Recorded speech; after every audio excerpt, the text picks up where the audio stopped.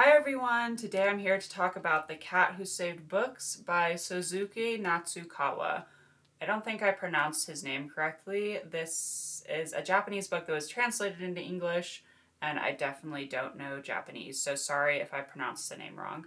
But The Cat Who Saved Books is a really great book, and it is basically about a boy named Rintaro who goes on little adventures from his bookshop to save books from crazy people who have interesting and weird, but also commonly held ideas about books. And I am going to go into it, so if you want to go read the book before you come and listen to this review, you might want to do that. So, for example, the first guy he goes to is some guy who just reads as many books as possible, and he'll never read the same book twice because he thinks the more books that he has read, the more people will respect him. Basically, I've read 50,000 books. I was wondering when this little guy was going to fall off. I've read 20,000 books, 50,000 books. How many have you read? Oh, you've only read 10,000 books in your whole life? You must be really uneducated and dumb, whereas I have status. And the second guy he meets is a guy who just really wants to cut books down, basically speed read, but read a book in a sentence. So this one sentence describes the whole book. I'm just going to cut the rest of the book away and throw it out. And that one actually really hit home with me, along with the third guy, who is basically a guy who just wants to publish what will sell and what will be popular, and not necessarily if it's good writing or not. And those two really hit home with me because, sorry, this little guy's going by for a second. I am trying to find a literary agent right now, and I feel like I see that a lot, actually. Lots of them don't want novels that are more than 100,000 words, which isn't bad. There are many novels that have been published that are short, and they're fantastic. And then there are also other novels that have been published that are longer than 100,000 words, and they're also fantastic. And then in regards to the third guy who just is publishing what he thinks will sell and what's popular, even if it's not good writing, I feel that a lot too, because my stories aren't necessarily action-packed. It's not superheroes or Star Wars or a new Indiana Jones series or a new Jurassic Park series or anything like that.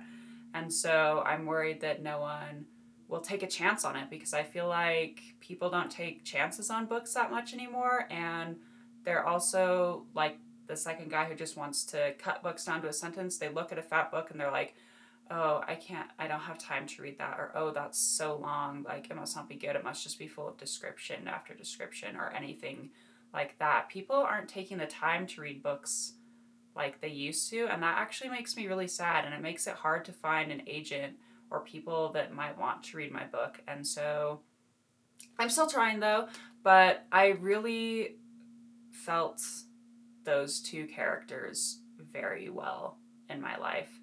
And I appreciated that he brought it up, and that I have to look at his name because I'm not gonna be able to remember it. Sosuke Natsukawa brought that up and was basically brave enough to publish it in a book, because he still has an agent, I think, and he still goes through publishing just like the rest of us who want to be professional authors.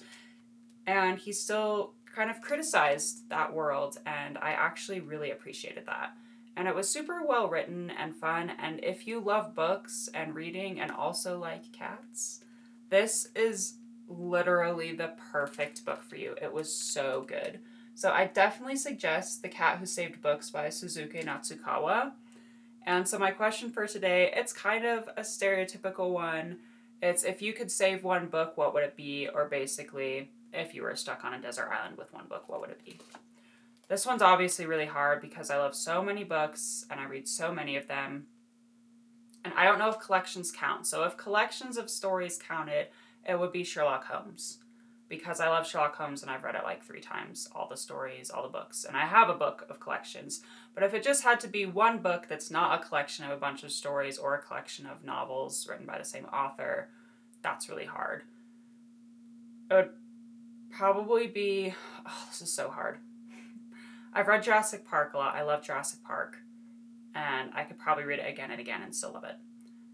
I love The Great Gatsby. I think it's an awesome book, and I relate to Gatsby in a lot of ways, where I build up worlds in my head and then this is going to sound really bad. I'm disappointed in life. Like, I'm a happy person. I'm fine. But if you've read The Great Gatsby, you know what I mean. And the third one would be Adam Resurrected, because I've read that 2 or 3 times now, and every time I read it, I feel like I understand more of what's actually happening, because it's a very strange book, but very good. So those are my choices. I am very curious to hear what yours would be if you were stuck on a desert island, or if you could only save one book, what book would it be? And we'll say you can pick a collection of stories, but you also have to pick just a single novel as well.